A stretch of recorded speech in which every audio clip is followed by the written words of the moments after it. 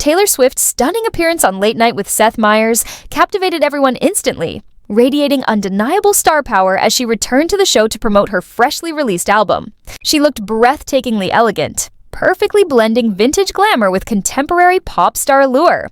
Taylor donned a strapless, sculpted mini dress in a luxurious dark brocade-like fabric, adorned with intricate floral embroidery in soft, muted pinks and greens.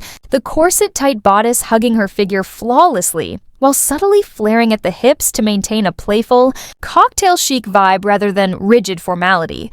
Her ensemble was elevated with a bold statement choker, injecting a rock and roll edge into the romantic motif, complemented by understated rings and bracelets that added sophisticated sparkle without distraction.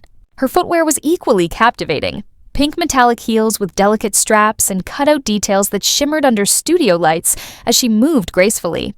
Hair and makeup were impeccably classic Taylor, completing an unforgettable high-fashion, viral-ready look that left fans and critics in awe. Taylor Swift's long, softly waved locks cascaded around her face, framed perfectly by her signature wispy bangs, highlighting a luminous complexion, softly defined eyes, and a natural, polished lip that harmonized the entire look. The overall aura was a grown-up schoolgirl romance, polished, flirtatious, and effortlessly camera-ready, striking the perfect balance between show-stopping late-night glamour and intimate personal elegance.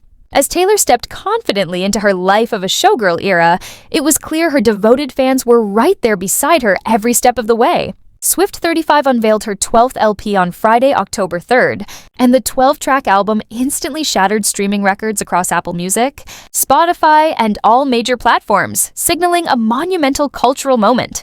Tonight, these worlds collide, the mosaics of laughter and cocktails of tears, where fraternal souls echo identical emotions, as Swift expressed on Instagram in the early hours Friday, celebrating her latest artistic triumph. It's breathtaking.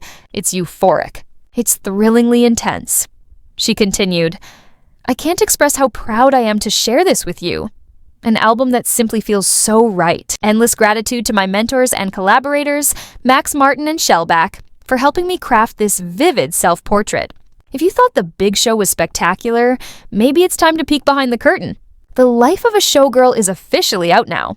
Swift teamed up with Martin, 54, and Shellback, 40, on Showgirl in 2024, seamlessly balancing the project with her record-breaking European tour dates. One thing about this album that excites me is that often, after creating a record, there's this intricate planning phase before release," Swift explained during a Friday interview on the UK's Hits Radio. "There's always a brief pause between finishing it and letting it enter the world," she added, highlighting the careful artistry behind every note. "Oftentimes, your life can shift dramatically between one moment and the next, reshaping everything you thought was constant." The pop superstar reflected, "With this album, the most exhilarating part is that it perfectly embodies exactly where I am in life. The music resonates with this moment, making it effortless to come in for interviews and discuss songs that authentically mirror my experiences." Much of Swift's world off stage during this era centered around her whirlwind romance with NFL sensation Travis Kelce, whom she began dating in summer 2023. Kelce, 35, who proposed in August, even inspired several showgirl tracks including The Fate of Oilia, Elizabeth Taylor, Opalite, Honey, Wishlist, and Wood. "I keep spinning this album," Kelce teased during an August episode of his New Heights podcast.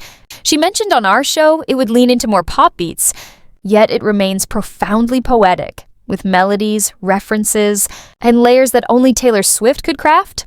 "I think Opalite might be my favorite for now," Swift admitted, "because every time it plays, I catch myself completely vibing." Kelce was among the very first to hear The Life of a Showgirl, with Swift revealing on BBC Radio 1 Friday that she'd immediately shared tracks with him straight from the recording studio. "I played it for him, and I just knew this album would resonate with him the most," Swift told Greg James, emphasizing, "He's so supportive, but he's also a true vibes guy."